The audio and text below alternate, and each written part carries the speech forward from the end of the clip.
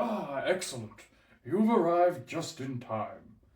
Welcome to Sorceries 101, a foundational course in stack management, spell sequencing, and the noble art of winning games without ever committing a body to the battlefield. This is a course about spells, instants, sorceries, and the occasional enchantment doing exactly what they were designed to do. Which brings us to today's case study. This is Awaken the Blood Avatar, a sorcery sitting comfortably in the command zone. Now, let me pass to my TA, who can explain the rest. The amulet calls to me again, and I cannot resist. All right, syllabus out, robes on. Let's talk about our commander. Now, technically, it's Extus Auric Overlord. But if you flip him over, you've got a sorcery in the command zone. And because of the rules of Commander, we can actually get away with this because technically, yes, there's a creature in the command zone, but one that we'll never cast. We're only ever going to be casting the sorcery Awaken the Blood Avatar. So let's have a look at it. Awaken the Blood Avatar costs 6 mana, plus black and red, but it comes with a very important clause. As an additional cost, you may sacrifice any number of creatures. This spell costs 2 less to cast for each creature sacrificed this way. Then, once this spell resolves, each opponent sacrifices a creature, and you create a 3/6 black and red avatar token with haste that bolts the entire table for 3 damage every single time it attacks. Now, there are 2 things worth flagging immediately. The first one is that although Awaken the Blood Avatar is Rakdos, red and black, he's actually a Mardu deck, and that's because Extus has white in its colour identity. Now, while we'll never be casting him, we can take advantage of that simple fact. The second thing is that, as you've probably noticed, Awaken the Blood Avatar gets cheaper for each creature that you sacrifice. But I've already told you that this is a deck that runs no creatures, so how the heck does that work? Well, rather than running creatures, we've got a whole suite of instants, sorceries, enchantments, even planeswalkers that generate creatures for us to get around that simple fact. Let's have a look at some of them. Before we dive into it though, why don't you let me know some of your favourite token generating spells or abilities in the comments down below. And while you're down there, why not hit subscribe to stick around for some of the weirdest deck techs that I can think of. Right, let's have a look at some of these cards. Now, I'll be trying to keep this deck as close to a $50 budget, excluding basics. I mean, come on, education is expensive. That's why instead of huge token generators, we're running cards such as Dragon Fodder, Krenko's Command, and Hordling Outburst. These are the most basic material here. Cheap, efficient ways to create multiple bodies of a single spell. 2 goblins becomes 4 mana shaved off our commander, and suddenly that 6 mana sorcery is looking very affordable. On the white side, cards like Raise the Alarm, Secure the Wastes, and Even the Odds let us create creatures at instant speed, which is important because nothing feels better than flashing in a small army at the end of turn and then immediately feeding it into a ritual. If you want to go bigger, we absolutely can. Conqueror's Pledge, Increasing Devotion, Blot Out the Sky, and Martial Coup all scale explosively, turning excess mana into entire lecture halls full of disposable students. Plus, with Martial Coup pulling double duty as a board wipe, we found exactly the kind of extra credit that we're here for. We've even got spells that feel like they were written specifically for this deck, such as Grand Crescendo, which protects our board and makes tokens, and Sram's Expertise, which gives us creatures and a free spell. And remember, the gimmick of the deck is no creatures, not no permanents, so we do have some of those as well. Skrell's Hive and Bastion of Remembrance drip feed bodies over time, ensuring you always have something to sacrifice without ever lowering yourself to actually running a creature card. Planeswalkers pull their weight too. Chandra, Acolyte of Flame, creates 2 elementals every turn. Chandra Flame Cooler wipes the board or floods it, depending on what the board state requires. And Elspeth Sun Champion does what Elspeth has always done.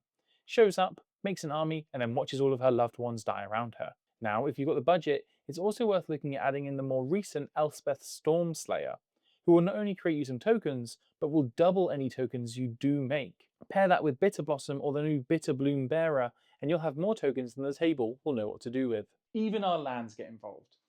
Keep taps for colourless, but can also generate a kobold if need be, the perfect fodder to be thrown into our commander to awaken the Blood Avatar.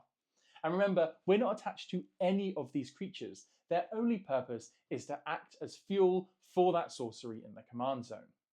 Now, the other thing is that you may be thinking, where's all the recursion in this deck? Sure, you can cast these spells, but then what happens when you need to cast them again?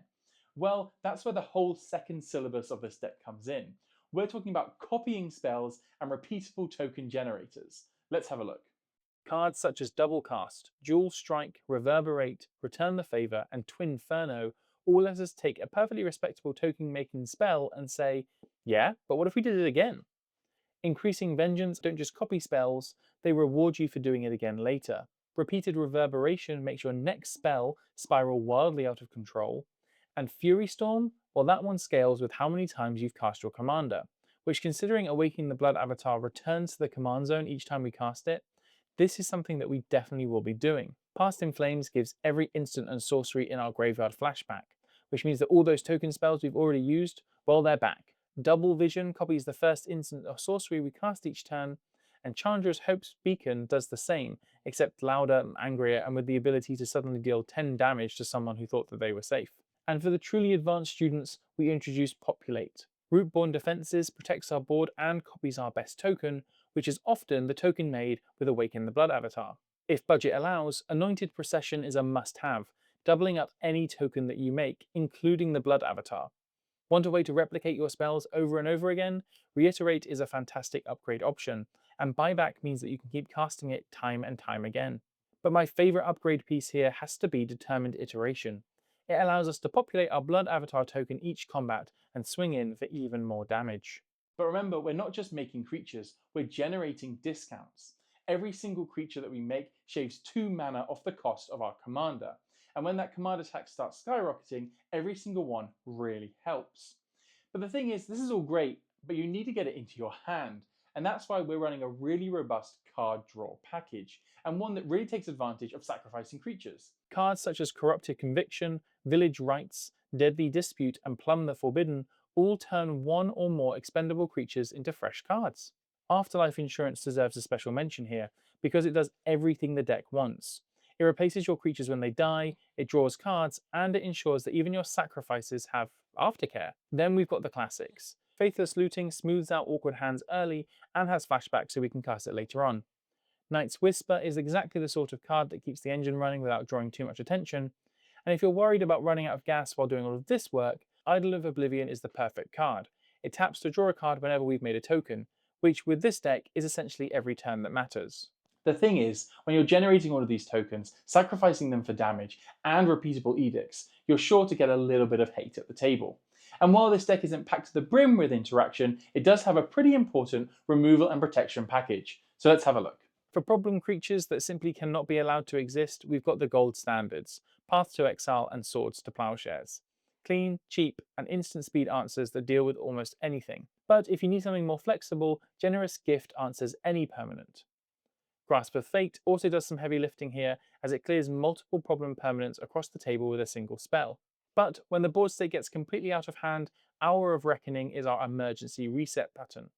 Because we're generating tokens constantly, Convoke makes this far cheaper than it looks, and unlike most board wipes, it actually leaves our side of the battlefield mostly intact. And before we wrap things up, there is one card in particular that I want to put a spotlight on, and if this deck had a reading list, this would be required material. But before we look at that final card, if you're looking for a new way to search for the best pieces for your Magic the Gathering decks, then I recommend Card Mystic, the smart Magic the Gathering search engine. For this deck, I simply searched for Mardu creature token generators and was given a huge list of fantastic choices. Then, once I had found a card that worked best, I simply hit the Similar Cards button to find even more like it. Thanks again to Card Mystic for sponsoring this video. Now let's look at that special card. Sunforger. On the surface, it looks like a perfectly reasonable piece of equipment. +4/+0 is nothing to sneeze at, especially when you've got a whole board of tokens who would love to suddenly look threatening. But that's not why Sunforger is here. By paying red and white and unequipping it, Sunforger lets us search our library for any red or white instant with mana value 4 or less and then cast it for free. And in this deck, well, that's one of the most powerful and repeatable tutors that we could have. Need removal? Grab Path to Exile or Swords to Plowshares. Need protection? Fetch Grand Crescendo. Need a surprise token burst, a clutch response, or a way to keep the Blood Avatar engine rolling at exactly the right moment? Pick any of the other token generating instants that we have in this deck. Sunforger's got you covered. Alright, let's bring this lecture to a close. That's Sorceries 101, a deck with absolutely no creatures in it. Let me know what you thought of it in the comments down below. And if you liked it, do hit like. If you want to see even more decks like this or anything else weird, do hit subscribe, and I'll see you around. Bye.